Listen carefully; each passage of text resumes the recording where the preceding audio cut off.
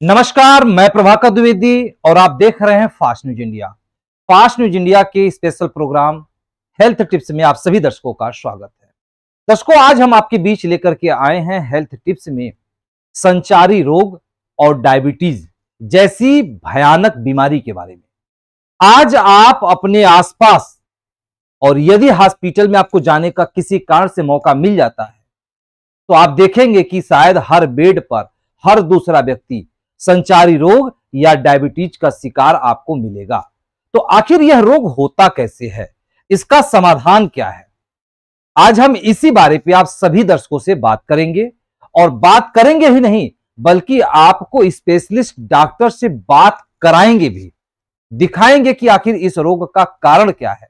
तो इन सारे मुद्दों पे बात करेंगे, लेकिन लेंगे एक छोटा सा ब्रेक और ब्रेक के बाद आप सभी के बीच पुनः हाजिर होंगे।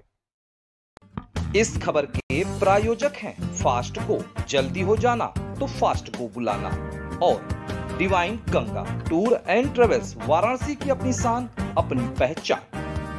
फास्ट स्टोर, यहाँ मिलती है आपको हर सामान सस्ते दाम पर। एक्वा जंगल वाटर पार्क, जब भी हो घूमना तो मिर्जापुर आना। फास्ट न्यूज इंडिया देश का तेजी से बढ़ता न्यूज चैनल, जहां मिलता है 15 लाभ तुरंत जुड़े। डॉक्टर एसके सिंह, वरिष्ठ नेत्र सर्जन, जिला अस्पताल Deoria UP. Hotel paradise residency, यहां मिलती है हर सुख सुविधाएं। और Manju nursing home, doctor BP Singh, Varanasi का उत्तम अस्पताल। और नारायण दास सर्राफ, यहां मिलती है ज्वेलरी की उत्तम वैरायटी। एक बार अवश्य आएं। यदि आपके परिवार में या आसपास कोई भी व्यक्ति यदि संचारी रोग से पीड़ित है या डायबिटीज से पीड़ित है तो आज का यह प्रोग्राम आपके लिए बेहद खास होने वाला है। कारण क्या है कि हमारे संवाददाता वाराणसी से आशीष श्रीवास्तव बेहद खास हॉस्पिटल के खास डॉक्टर से मुलाकात किए हैं और संचारी रोग और डायबिटीज जैसे भयानक बीमारी के बारे में विस्तार से बातचीत किए हैं। तो आप सभी दर्शकों को बता दें कि वो खास हॉस्पिटल है Shri Sai multi speciality hospital, जो वाराणसी के केराकत चांदपुर लोहता में पड़ता है।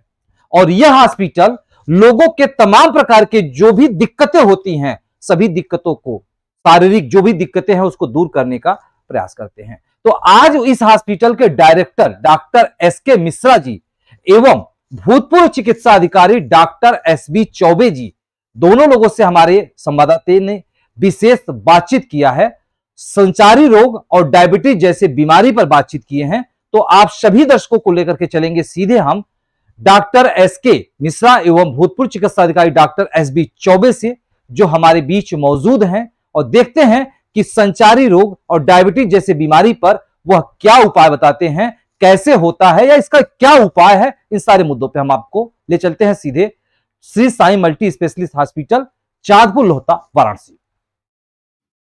नमस्कार मित्रों, एक बार पुनः हम लोग जो है अपने हेल्थ सेगमेंट के तहत एक हॉस्पिटल पहुंचे हुए हैं, जो कि हॉस्पिटल का नाम है Shri Sai multi speciality hospital, जो कि केराकतपुर लोहता रोड पे है। और यहाँ के हमारे साथ बैठे हुए डॉक्टर है एसबी चौबे जी, जो कि जनरल फिजिशियन है। और डॉक्टर साहब से हम जानना चाहेंगे कि डॉक्टर साहब किस तरीके से जनरल जो डिजीज़ होते हैं उसको एग्जामिन करके इलाज करते हैं। और सबसे पहले हम लोग का प्रोग्राम शुरू होता है प्रश्नों का उत्तर, वो हम लोग शुरू करेंगे। और डॉक्टर साहब से ये मेरा अनुरोध रहेगा कि डॉक्टर साहब जो अपना परिचय दें। और उससे पहले मैं एक और शख्सियत से मुलाकात कराना चाहता हूँ, जो कि हमारे साथ बैठे हुए हैं। अपने सहयोगी से मैं कहूँगा कि सर को दिखाएं, जो कि शशि सर बैठे हुए हैं हमारे सामने, ये डायरेक्टर हैं। और कुछ सवाल हमारा शशि सर से भी रहेगा हॉस्पिटल को लेते हुए, और कुछ सवाल जो हमारे डिजीज से संबंधित रहेगा वो चौबे सर से रहेगा। तो हम अपना प्रोग्राम शुरू करते हैं। और सबसे पहले मैं डॉक्टर साहब से अनुरोध करता हूं कि डॉक्टर साहब अपना परिचय बताएं, उसके बाद हम लोग अपना प्रोग्राम का सिलसिला शुरू। मैं doctor SB Choubey, retired medical अफसर बिहार सरकार हूं, और यहाँ पर जुड़ा हुआ हूं इस हॉस्पिटल से, और यही मेरा परिचय है। मैं यही बनारस में ही रहने वाला हूँ, बनारस में ही रहता हूँ। डॉक्टर साहब, जो कि एक बहुत बड़ी इस समय जो मौजूदा हालत में, जो कि एटमॉस्फेयर को देखते हुए एक बहुत बड़ी डिजीज़ हमारे सामने आ रही है, जो कि गवर्नमेंट हॉस्पिटल से लेके प्राइवेट हॉस्पिटल तक देखा जाए तो वहाँ पे मरीजों की लंबी कतार लगी हुई है, और उस डिजीज़ का नाम है डेंगू। और उसी के साथ अगर हम एक चीज़ और भी जोड़ लें तो वो जो है मलेरिया है, टाइफाइड है, ये भी सिम्टम लगभग सेम होता है, बाद में समझ में आता है क्या है। तो ये होने के कारण और इसके प्रिकॉशन और इसके इलाज क्या है सर? ये एक विषाणु जनित बीमारी है डेंगू। वायरस को विषाणु हम लोग कहते हैं, वायरल डिजीज है। और ये मच्छरों के द्वारा, एक खास तरह का डेंगू का मच्छर होता है जिसे टाइगर मस्कीटो भी कहते हैं आम भाषा में, उसके द्वारा फैलाया जाता है। और मरीज के लक्षण तो बाद में हम बताएंगे, पहले फैलने का ही आप समझ लें अच्छी तरीके से। ये मच्छरों के द्वारा होता है, और ये मच्छर जो है साफ पानी में और घर में जो या अगल बगल में जो रहता है पानी, उसमें जन्म लेते हैं। और हम लोगों को ध्यान यही देना है कि कूलर में या टायर में या किसी तरह के गमला में पानी इकट्ठा रहता है, उसमें मच्छर ये जन्मता है, पलता बढ़ता है। लेकिन इसके उड़ने की क्षमता बहुत ज़्यादा नहीं है। यदि फर्स्ट फ्लोर पर कोई आदमी रहता है या ग्राउंड हो सकता है, उससे ऊपर है, उसका जन्म यदि नीचे में हुआ है तो वो आदमी बच जा सकता है, संभावना उसको बचने की रहती है। तो हम इसमें वायरल डिजीज को हम लोग क्योर नहीं कर सकते, सपोर्ट करते हैं। अपने आप बीमारी ठीक होती है, उसके कॉम्प्लिकेशन को हम लोग बचाव करते हैं और रुकते हैं। तो पहला हमारा काम में होगा कि हम उसको पानी को स्टोर न करें, मच्छर फैले नहीं। दूसरी बात यह है कि उसके लक्षण जो है वो बहुत कंफ्यूजिंग होते हैं। किसी को सर दर्द हुआ, देह दर्द हुआ, फीवर हुआ, ऑफ एंड ऑन होता है, कंफ्यूजन तो होता है कि टाइफाइड है, मलेरिया। लेकिन जब उसका स्पेसिफिक टेस्ट किया जाता है तो पकड़ में आता है। और हमें ये देखना रहता है केवल कि थ्रोम्बोसाइटोपिनिया उसमें होती है। थ्रोम्बोसाइटोपिनिया के साथ साथ कहीं उसमें आंतरिक रक्तस्राव के लक्षण तो नहीं आ रहे हैं। यदि आंतरिक रक्तस्राव के लक्षण आते हैं तो ये मामला गंभीर हो जाता है और आदमी बेहोश यदि नहीं है, नॉर्मल है, तो हम लोग सब कॉमन मेडिसिन से उसको मतलब उसमें डायग्नोसिस जितना जल्दी हो। डॉक्टर साहब यहाँ पे मैं रोकना चाहूँगा, और एक ही इसी से एक सवाल ये उत्पन्न हो रहा है कि जैसे कि अगर हमको डेंगू हो गया है और टाइफाइड है, क्योंकि एक बीमार व्यक्ति है नहीं, जब तक वो डॉक्टर के पास नहीं पहुँचेगा तब तक ये एग्जामिन नहीं हो सकता कि कौन क्या है।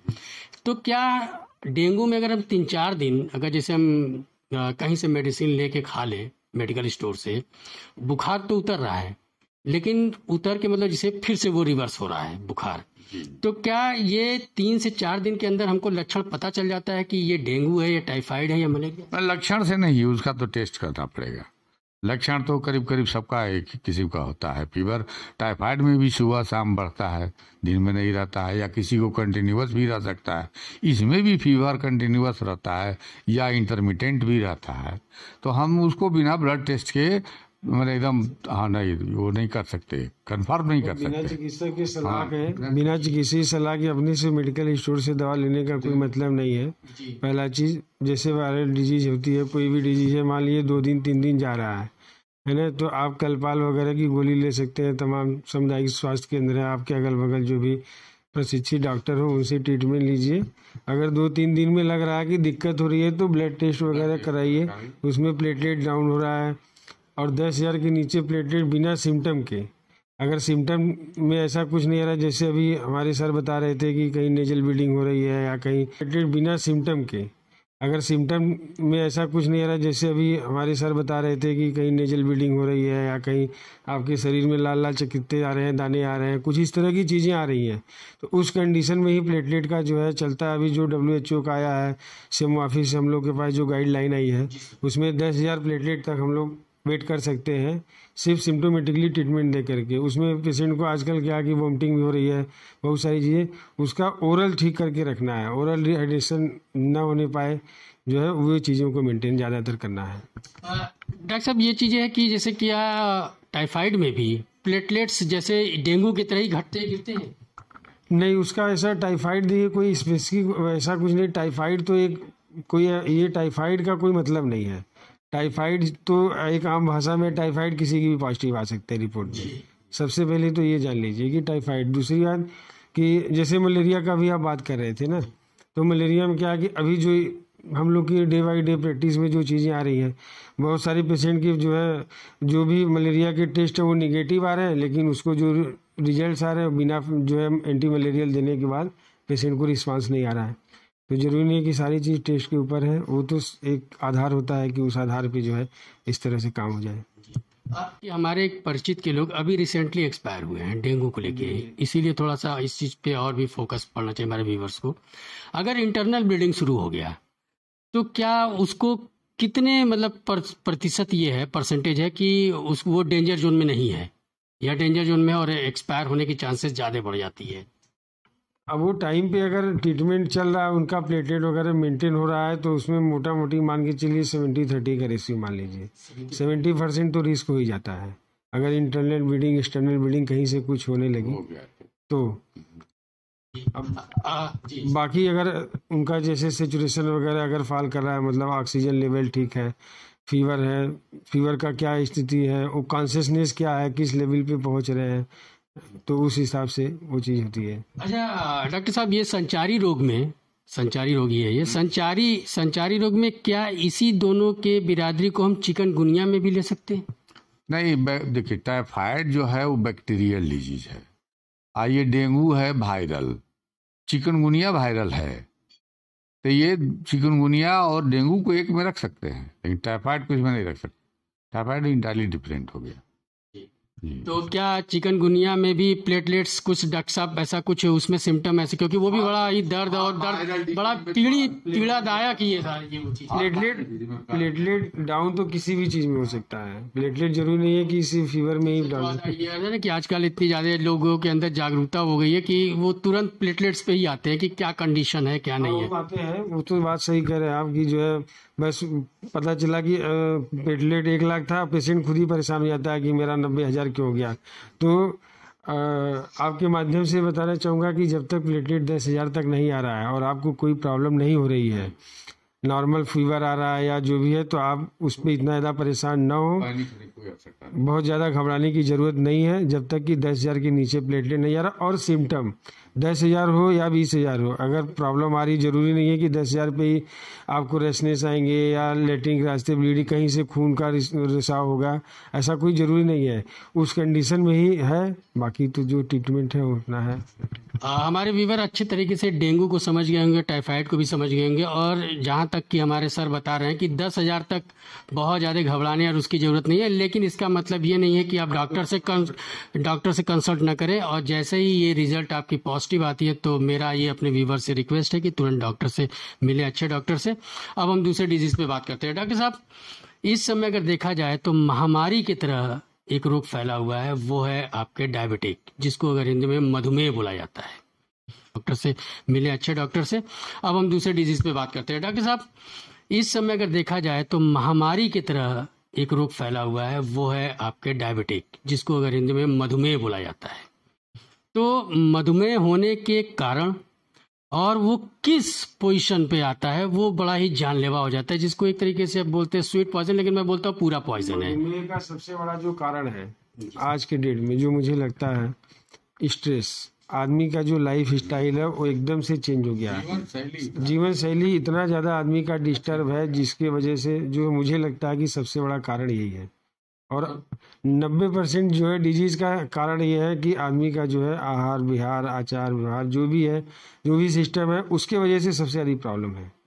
डॉक्टर साहब, अब अगर शुगर को देखा जाए, जैसे कोई शुगर का पेशेंट हो गया, डायबिटिक हो गया, तो स्वाभाविक बात है कि ऑर्गन को भी प्रभावित करना वो शुरू करेगा।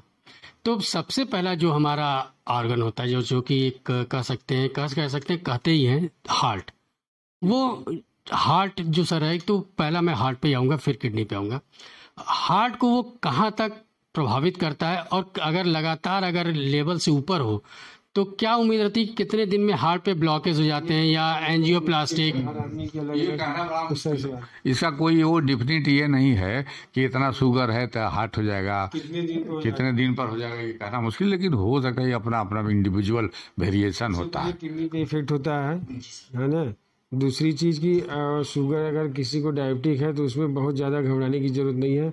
अपने रूटीन की लाइफ को थोड़ा सा जो है मेंटेन करने की आवश्यकता है। आप चाहे मेडिसिन पे है चाहे इंजेक्शन पे है जो भी है, लेकिन अगर आप अपनी रूटीन को लाइफ को अगर सही से नहीं करेंगे, जो एक्सरसाइज है, कसरत है, सुबह मॉर्निंग वॉक है, टाइम से जो है आपको क्या लेना है नहीं लेना है ना, वो एक चिकित्सक की सलाह से लें तो भी आपको अच्छा खासा रिस्पांस मिल सकता है। डॉक्टर साहब, एक चीज़ मैं जानना चाहूँगा या आप ये समझना भी चाहूँगा अपने व्यूवर्स के लिए कि पहले शुरू में जब देखा जाए तो एक स्टार्टिंग में जो था 170 तक 170 तक शुगर को WHO द्वारा है, शुगर को एक वो किया जाता, उसके बाद फिर घटाया गया, अब आ गया 110 जो फास्टिंग बोलते हैं, जिसको हम लोग बिना खाना खाने के पहले। कभी भी नहीं रहा है सर ये वो हाँ उसको बढ़ाया गया है। नहीं, वो यही चीज मैं आपसे पूछ रहा था, फास्टिंग वाला जो है मान जी कि पहले 170 था कि मतलब यहाँ तक था, रैंडम होता था। हाँ सर, खाना खाने के बाद रैंडम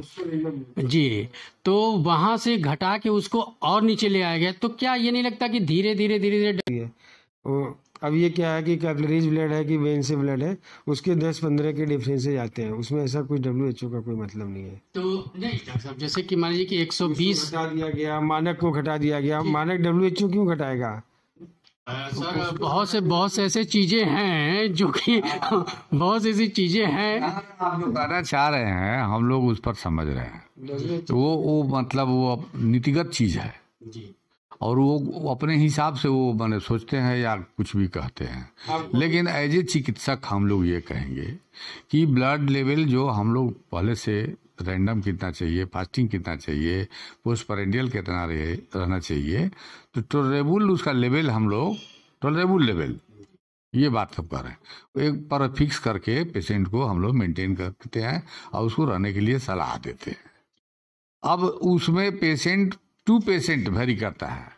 कोई आदमी वो थोड़ा ज़्यादा शुगर रहने के बाद भी नॉर्मल रह सकता है, उसके ऑर्गन नहीं प्रभावित हो सकते हैं। कुछ आदमी ऐसा भी है कि थोड़ा सा उसका बड़ा, उसका बहुत ज़्यादा प्रभावित हो गया। तो एक बीच वाला रास्ता, यदि पेशेंट आ गया, हम डायग्नोज कर ले कि डायबिटिक है, हम देख लेंगे तुरंत कॉम्प्लिकेशन इसमें आ रहा है कि नहीं। यदि कोई लक्षण हमको मिल गया कॉम्प्लिकेशन का, तब तो उसको वार्न कर देंगे कि तुम्हारा यार इफेक्टेड हो रहा है, थोड़ा ज़्यादा सतर्क हो जाओ। और जो आदमी देख रहे हैं कि स्मूथली चल रहा है और उसका बढ़ा हुआ है, तो हम जरूर उसको कम करने के लिए कहेंगे, लेकिन उसको कहेंगे कि घबराओ बहुत ज़्यादा नहीं, तुम यार थोड़ा रिलैक्स में अपना लेकर के बहुत ज्यादा हवा खड़ा करना मतलब ठीक बात नहीं है। हमारे कहने का मतलब डायबिटिक मतलब ग्लूकोज टॉलरेंस हमारा बॉडी का, डायबिटिक नहीं कह के हम लोग कहना चाहिए शुगर को माने पचाने की क्षमता। लेकिन सर एक साथ एक चीज भी है ना कि जैसे कि मान लीजिए कि मेरी लाइफ 70 ईयर्स होने वाली थी या होनी थी या जो भी था, शुगर डायबिटीज सर कहीं ना कहीं हमको 5-6 साल तो घटा ही देते हैं हमारे एज को। कोई भी डिजीज होगा, अगर कोई भी डिजीज हो तो लाइफ को तो घटाएगा ना, चाहे शुगर हो, ब्लड प्रेशर हो, हाइपरटेंशन। शुगर थोड़ा सा ये सर कि अगर हमको मान लीजिए हार्ट की प्रॉब्लम है तो हार्ट ही अफेक्ट होगा, लेकिन अगर डायबिटीज हो गया तो वो पूरे बॉडी को इफेक्ट करना। और जो गैंग्रीन लेग से बीमारी अगर हो जाए तो सुनते हैं वो और दर्दनाक होती है, जो कि सर घाव सुनते सूखता नहीं है, ठीक नहीं होता। खैर जी, एक बात कहना चाहेंगे, देखिए डायबिटीज एक ऐसी चीज है जिसके बारे में अच्छे तरह से हम कह नहीं सकते कि क्यों होता है। अब अंदाज पर हम लोग बहुत सारा बात करते हैं। मेरा दूसरा सवाल है सर, इसको सवाल अब हम अभी डायबिटीज ही ज्यादा होता है आजकल। तो टाइप 2 वाले में मेरा कहना ये है कि उसका पक्की कारण मालूम नहीं है। जिस चीज का कारण मालूम सही नहीं रहता है, उसमें हम लोग अनुमान पर बहुत चीज करते हैं। जिस पर हम लोग सबसे पहले फोकस हम लोग का जो अभी है कि लाइफ स्टाइल आदमी का चेंज होना जरूरी है। इतना स्ट्रेसफुल लाइफ नहीं होना चाहिए।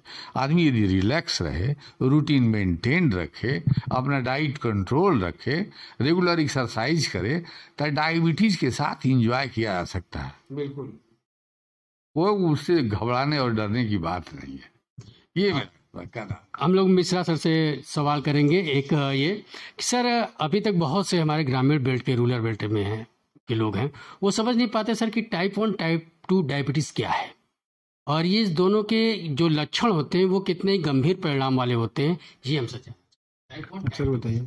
टाइप 1 जो होता है, टाइप 1 में इंसुलिन बॉडी में रहता ही नहीं है, कम रहता है। जी, बीटा सेल काम नहीं करते, इंसुलिन कम हो जाता है, और तब हमको सब बने ऊपर से इंसुलिन ही देना पड़ता है।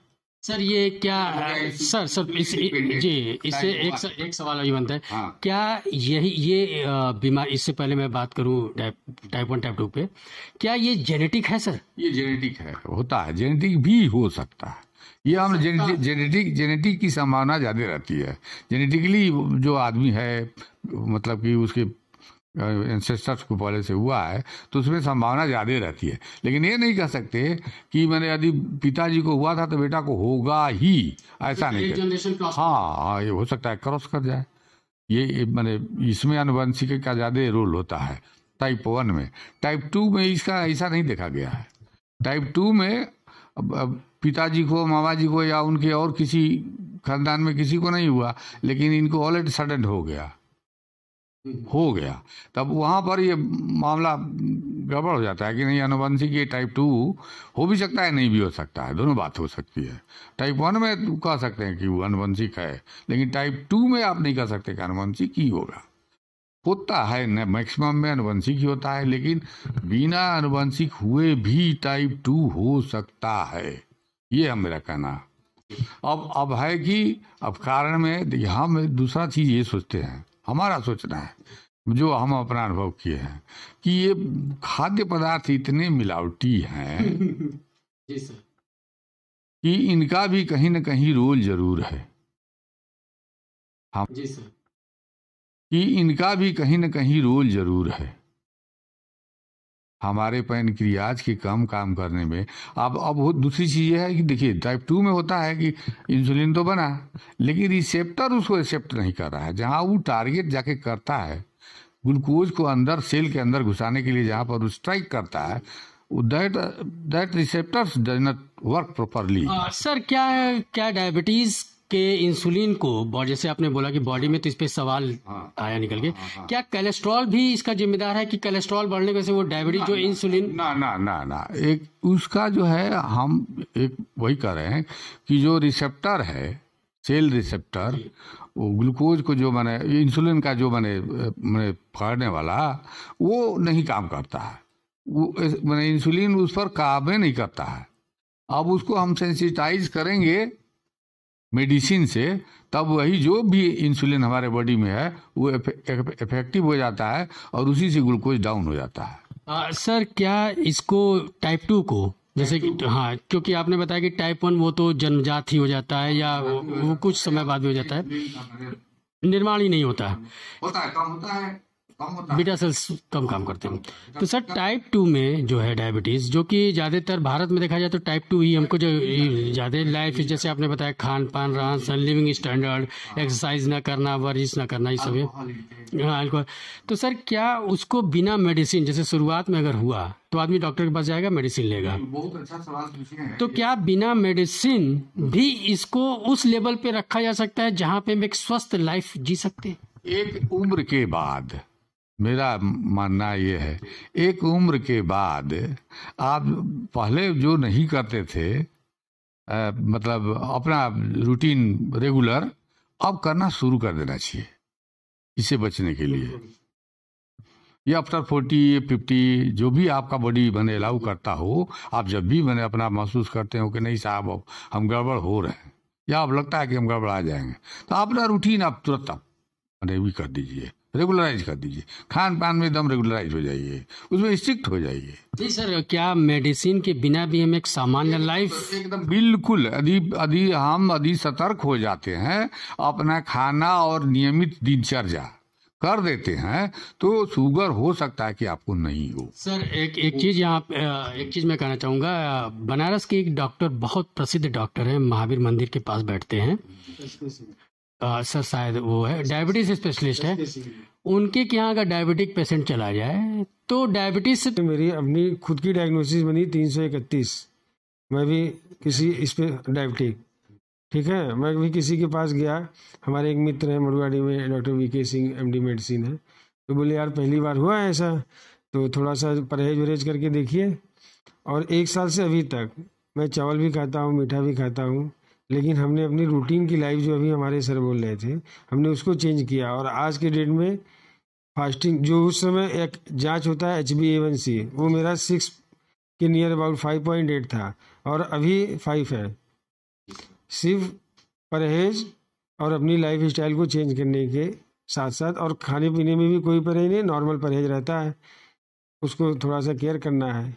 और आज भी फिर 1 साल से एकदम फिट है। आप ऑलरेडी डॉक्टर थे हैं मतलब, और आप जानते हैं कि ये चीज, लेकिन अगर एक पेशेंट वहां जाता है और वहां की चीजों को इस तरीके से डॉक्टर साहब उसको मानने वाले माने, ना मानने वाले ना माने, बता दें, जहाँ तक मुझे लग रहा है कि पेशेंट के पार्ट से बता दूं कि कोई भी पेशेंट किसी भी डॉक्टर के पास, ठीक ठाक डॉक्टर के पास तभी जाता है जब उसका स्थिति थोड़ा गड़बड़ हो जाता है। फर्स्ट अटेम्प्ट में तो जा ही नहीं सकता, पहली बार, ये तो आप मानते हैं ना? मैं मानता हूँ सर, बिल्कुल मानते हैं, चाहे वो कोई भी हो, चाहे वो अर्दली बाजार वाले हो, चाहे BHU वाले हो, चाहे हमारे पास हो। अब यहाँ पे 90% पेशेंट वही आते हैं जो स्ट्रेचर से उठा के जाते हैं, चल के आने वाले पेशेंट नहीं आते, कम आते हैं। अब उस कंडीशन में आप चाहे जो भी बोलिए कि गए तो तुरंत ये इंजेक्शन लगा दिए, वो दवा कर दिए, ऑक्सीजन में डाल दिया, ICU में डाल दिए, अब आ ही रहे भाई उस करके, तो क्या करें?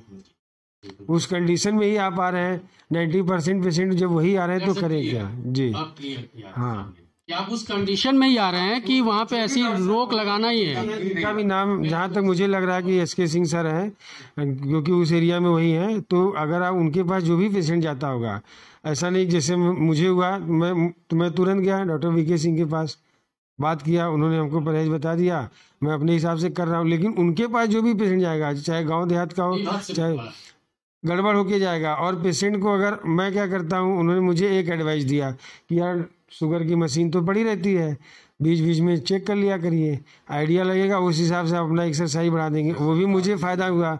अगर हम किसी को एडवाइस करते हैं, किसी भी पेशेंट को अपने पार्ट से अगर एडवाइस करते हैं कि अरे यार शुगर, यार अरे नहीं जानेंगे तो ठीक है, न जाने में पता चली जो हम तो, मेरी एक प्रैक्टिस और भी है, मैं देहात में भी बैठता हूँ, जनसाय गोराई जगह साई नर्सिंग होम, तो वहाँ पे पेशेंट आएंगे, अगर कोई डायबिटिक पेशेंट है जो ऑलरेडी है, अरे डॉक्टर से जाइए। अब उनका सोच ये है, मेरा सोच ये है कि मुझे मालूम चल जाएगा तो मैं थोड़ा अपने आप को कंट्रोल करूंगा। उनका है कि हमको टेंशन हो जाए, हम तो कुल खाइला, उनका ये शब्द है कि हम तो कुल खाइला, जौन होए क्या होबा करी। अब जब होए कि वही होबा करी, उस कंडीशन में जब SK सिंह BHU कहीं भी जाएंगे तो वो क्या करेंगे? वो तो मजबूरी है उनको बताना, इंसुलिन पे जाओ, परहेज करो, ये करो, वो करो। ये है मेन कारण, ये है। ये स्टेज में आप जाते रहे, जैसे आपने कहा कि हम 3-4 दिन मेडिकल स्टोर से दवा ले लें, एक बात कर रहे हैं, ठीक है, आप थोड़ी ना ले रहे हैं, मतलब आप जो भी सर्वे कर रहे हैं उसके मुताबिक आपने बोला, क्या जरूरत है आपको मेडिकल स्टोर पे जाने की? मेडिकल स्टोर पे तो दवा आपको कोई डॉक्टर लिखे तब ना आप जाओगे। आप पहले से ही ले रहे हो, अपने मन का कर रहे हो, अपने मन से इलाज ले रहे हो, अपने मन से परहेज बताया जाएगा, अरे फलाने के तो 400 शुगर हो, 4 ठे रसगुल्ला खा लें, और हम डॉक्टर साहब तो इतना परहेज बताओ हुआ। अब इस है कि नहीं, ऐसा होता होगा। आप डे टू बिल्कुल सर, ये कई बार रूबरू होते हैं, मुखातिब होते हैं, आता होगा, कहीं भी शादी ब्याह फंक्शन पार्टी में जाते होंगे, रूटीन की लाइफ में जो है डायबिटिक, हमारे ऐसे बहुत सारे फ्रेंड्स हैं, डॉक्टर्स हैं जो इंसुलिन लेते हैं और सब चीज़ खाते हैं, सारा कुछ करते हैं, ऐसा कुछ भी नहीं है कि उनको कोई प्रॉब्लम। पेशेंट ही ऐसे कंडीशन में पहुंचेगा तो डॉक्टर क्या कर सकता है? हमको जहाँ तक मुझे लगता है कि हमारे व्यूअर्स समझ गए होंगे कि जिस विभत्स हालत में जब पहुंचेंगे तो वैसा ही ट्रीटमेंट आपको मिलेगा और शुरू होगा, वही आपके लिए रामबाण भी होता है। सर एक सवाल ये है कि अब थोड़ा सा मैं सवाल से इतर चल रहा हूँ कि क्या पैंक्रियाज को रिवर्स किया जा सकता है अगर स्टार्टिंग पीरियड में ही हो तो? पैंक्रियाज को रिवर्स नहीं, आप फिर माने हम उसको स्पष्ट कर देना चाहते हैं। जैसे हम बताए टाइप 2 डायबिटीज जो होता है उसमें इंसुलिन रहता है, लेकिन इंसुलिन को जिस रिसेप्टर पर काम करना है वो रिसेप्टर ही काम नहीं करता, ऐसे समझ गए, वो रेजिस्टेंट हो जाता है। अब उसको रिवर्स करने के लिए हम लोग मेडिसिन देते हैं उस रिसेप्टर को, न कि इसलिए जो है लेंगरहैंस जो वगैरह जो है जो बनाता है इंसुलिन, उसको रिवर्स करने के लिए नहीं देते। वो जितना हो रहा है उसमें कुछ ज़्यादा प्रोडक्शन हो सकता है, लेकिन टारगेट वो है रिसेप्टर, वहाँ हम एक्टिवेट कर देंगे। इंसुलिन डायबिटीज जो है एक्सीडेंटली डायग्नोज होता है। शुरुआती दौर में आदमी को लक्षण कुछ पता नहीं चलता है। यदि माइल्ड टाइप का है तो बहुत ज़्यादा बढ़ जाता है, तब तो फिर उसको कमजोरी और थकान और नींद और सुस्ती डॉक्टर साहब एक चीज़ और है कि जो एक ये बड़ा गंभीर मसला है, जैसे आपने बताया लक्षण पे कि बेड पर ही यूरिन पास हो जाता है। जैसे आदमी को होता है शुरू में जब डॉक्टर साहब नहीं पता चलता, नहीं ऐसे कई पेशेंट है सर मेरे पास जो तो वो तुरंत वो। और दूसरी बात सुन लीजिए, कॉम्प्लिकेशन के बाद सुन लीजिए, कॉम्प्लिकेशन के बाद कर तो और सबसे बड़ी बात ये है कि सर कि जैसे यूरिन पास हुआ तो यूरिन से शुगर कितने लेवल पे पहुंच जाता है कि जो यूरिन पास में फिर वो शुगर आने लगता है? ये तो शुरू में ही हम लोग बता दिए कि इंडिविजुअल वेरिएशन होता है। नहीं सर, कुछ होगा ना कि 350 400, इससे हमारे व्यूअर्स सर आसानी से समझ पाएंगे। ऐसा कोई मानक नहीं है, ऐसा कोई मापदंड नहीं है कि इतना शुगर हो गया तो इतना किडनी आपका डैमेज हो जाएगा, ऐसा कुछ हिसाब किताब नहीं है। इंडिविजुअल वेरिएशन कम में भी किसी किसी का प्रभावित हो जाएगा, बहुत ज्यादा रहने पर भी लकी एनफ पर्सन जो है उनका सब कुछ सिस्टम ठीक रह सकता है। इसीलिए ने कहा गया कि पैनिक मत होइए, आप तुरंत सतर्क हो जाइए और अपनी दिनचर्या बदलिए और अपना एक्सरसाइज जो कहा गया कि ये खान पान जो परहेज और एक्सरसाइज ही दो इम्पोर्टेंट इसमें इशू है। ड्रग का नंबर 3 आता है, दवा लास्ट में आता है। सबसे पहले एक्सरसाइज, आप जितना एनर्जी नहीं बर्बाद करते हैं उससे ज्यादा कैलोरी लेते हैं, तो कैलोरी इंटेक कम करना है। कैलोरी इंटेक में ही ये सब हम लोग कहते हैं कि हाई एनर्जी यील्डिंग जो है फूड मटेरियल को मत लो, ऐसा चीज लो जिससे कम एनर्जी मिलता हो। सलाद खाओ, रोटी खा लो। अब दूध, अब चीनी कोई फाका लेगा तो सीधे उनको शुगर हो जाएगा ना भाई। इसलिए अब एनर्जी, अब कैलकुलेट करने का तो अब कितना एनर्जी किस खाना में है ये तो सबको ज्ञान नहीं है। तो हम तो ये नहीं कह सकते, मान लीजिए बेसिक हमारा रिक्वायरमेंट 1100 या 1700 किलो कैलोरी है एक साधारण आदमी के लिए। अब उतना के हिसाब से हमको कितना रोटी, कितना चावल, कितना दाल, कितना सब्जी हम कैलकुलेट कर देंगे। यदि मान लीजिए एक बार बता दिए तो उतना तो आप कर लीजिएगा। लेकिन आपका बढ़ गया, मान लीजिए कि रिक्वायरमेंट एनर्जी का बढ़ गया, आप ज़्यादा काम कर रहे हैं तो फिर तो बढ़ेगा, 17 से 18, 19, 20 आपको देना पड़ेगा। तो फिर वो तो बढ़ेगा, तो फिर कैलकुलेट करना पड़ेगा कि एगो रोटी खा रहे थे तो 1.5 गो खाएं कि 2 गो खाएं, दिक्कत होगी ना। इसलिए डॉक्टर एक बीच वाला रास्ता निकाल के बता देते हैं कि आप मिनिमम जितना पर आपका काम चल जाए, मिनिमम जितना पर आपका काम चले उतना ही फूड लीजिए और उसी फॉर्म का लीजिए। अब ये मतलब बहुत फैटी चीज आप ले रहे हैं, या मान लीजिए अंडा वगैरह जिसका नाम नहीं ले, हाँ मटन चिकन दिस दैट ले रहे हैं, तो इससे खतरा तो ओल्ड एज में ही डायबिटीज होता है ज्यादातर। ये मतलब सर अब तो जो रेशियो आया है वो 32 है, अब तो आ गया नीचे, अब तो दिन ब दिन नीचे आते जा रहा है। ये तो बड़ा ही चिंताजनक। सर इससे एक सवाल और, इससे एक और सवाल मैं करूंगा। आयुर्वेदाचार्य बनते हैं, बहुत फेमस पर्सनालिटी हैं, मैं नाम भी ले लेता हूं, बाबा रामदेव। वो बोलते हैं कि मैं पैंक्रियाज के बीटा सेल्स को रिवर्स कर दूंगा। अभी उनका विज्ञापन भी चल रहा है, इसलिए मैं खुलेआम बोल रहा हूँ उनका भी। तो ये सर ये कहाँ तक सही है? नहीं मेडिकल साइंस है सर, मैं मेडिकल साइंस से देखिए आयुर्वेद का पूरा रोल है, ऐसा नहीं बोल सकते कि आयुर्वेद का कोई रोल नहीं है। ठीक है, जो भी ट्रीटमेंट है, जो भी इलाज हुआ है, सब तो आयुर्वेद का ही देन है। आयुर्वेद की ही उत्पत्ति है, जो सारी चीजें हैं आयुर्वेद ही सब कुछ है, ऐसा नहीं है। बस सारा मेन क्या है कि जैसे आदमी जंक फूड ले रहा है, ठीक है, जो अभी हम लोग बात कर रहे थे बार बार, खाने का जो सारा डिस्टर्बेंस है आज के डेट में, जो मिलावटी खाना मिल रहा है, दूध मिल रहा है। अब रामदेव जी क्या कर रहे हैं उसके बारे में तो नहीं बोल सकते, कि वो क्या करेंगे, रिवर्स करेंगे नहीं, कौन क्या करेगा। जैसे एसके सिंह जी, उनका सर टीवी पर विज्ञापन चल रहा है, पेपर में भी। इस पे हम तो कमेंट नहीं कर सकते। बहुत बड़ी शख्सियत है वो और योग गुरु है विश्व गुरु, तो उनके बारे में तो कुछ भी नहीं बोल सकते। लेकिन ऐसा नहीं बोल सकते कि आयुर्वेद का रोल नहीं है। अगर कोई बोल रहा है तो गलत बोल रहा है, पूरा रोल है। तब तो सर फिर उसके बाद तब होम्योपैथ का भी रोल आ जाएगा, जो कि थेरेपी है ही नहीं है। ये तो कोई मेडिकल थेरेपी है नहीं। मैं सर देखिए, जहाँ तक मैंने मेडिकल को जाना है, मतलब अपने व्यूअर्स के माध्यम से, स्कॉटलैंड का जो मेडिकल है वही हम आपसे बात करें, वहीं से सब कुछ आया है। तो क्या इससे पूर्व के जो भी थे चिकित्सक हम लोग के, सुश्रुत और ये, तो क्या उन्होंने इस पे डायबिटीज पे शोध नहीं किया था? अब आयुर्वेद जानने वाले जो हैं वो बताएंगे, लेकिन वही चीज मैं जानना चाह रहा हूँ। जानकारी है, हम एलोपैथ से हैं लेकिन हम थोड़ा सा इंटरेस्ट रखते हैं आयुर्वेद में। इसका बहुत बढ़िया वर्णन है मधुमेह के बारे में, चरक या सुश्रुत चरक वाले में बहुत अच्छा वर्णन है। और जो उन्होंने श्लोक के रूप में संस्कृत में लिखा है वो हमको याद नहीं है, वो एलोपैथ में जो डिस्क्रिप्शन है मधुमेह का एकदम हू बहू है। अब लेकिन हम उस श्लोक को हम नहीं जानते हैं, हमारे मित्र सुनाए थे और हम दोनों बैठ के डिस्कस किए थे इस पर, इसलिए हम बता रहे हैं उस आधार पर। तो ये था, लेकिन उस समय जीवन पद्धति जो थी, रहने की जो शैली थी, वो और अभी की जो है आकाश माने पताल का अंतर है, बहुत अंतर है। उस समय किया जा सकता था, वातावरण तो बहुत हेल्दी था, लोगों का स्टाइल रहने का बहुत अच्छा था। अब तो आप देख ही रहे हैं। बिल्कुल सही बात है सर। बाहर खाना खाने जाते हैं, घर में पैखाना करने आते हैं। पहले घर में खाते थे, बाहर जाते थे पैखाना के लिए। सही बात है। संदीप काटी, डॉक्टर चौबे सर को और मिश्रा सर को सुना, और सबसे बड़ी बात यह है कि हम लोग आए थे पूरे डिजीज पे बात करने, जो कि जनरल फिजिशियन पे होती है, लेकिन जो कि इतनी गहन बातें होने लगी डायबिटीज पे, और दुनिया का हर दूसरा व्यक्ति, तीसरा व्यक्ति डायबिटीज से पीड़ित है। तो वहां तक हमारे व्यूवर्स के लिए ये अच्छी बात है कि डायबिटीज स्पेशलिस्ट है, जो कि सर के साथ समय के अभाव है और वीडियो भी काफ़ी लंबी हो जाएगी। तो हम लोग फिर डॉक्टर साहब से कुछ दिन बाद जो है पार्ट 2 के रूप में मिलेंगे।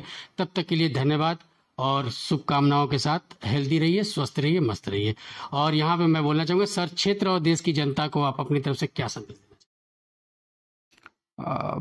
अपनी तरफ शरीर पर सतर्क रहना जरूरी है, अपने स्वास्थ्य के प्रति सतर्क रहना जरूरी है। सबसे पहली चीज है कि जागरूकता बहुत ही महत्वपूर्ण चीज है। आप अपने जागरूक हैं, अपने शरीर के प्रति, स्वस्थता के प्रति आप जो है ना सतर्क हैं, तो बहुत सारी बीमारियों से आप दूर रह सकते हैं। हेल्थ इज वेल्थ जो कहा गया है, उसी को फॉलो करिए। स्वास्थ्य है तो सब कुछ है, अगर नहीं है तो सब बेकार है। फिर मिलते हैं एक नई शख्सियत के साथ। फास्ट न्यूज इंडिया से आशीष श्रीवास्तव अपने सहयोगी संदीप पटेल के साथ। धन्यवाद।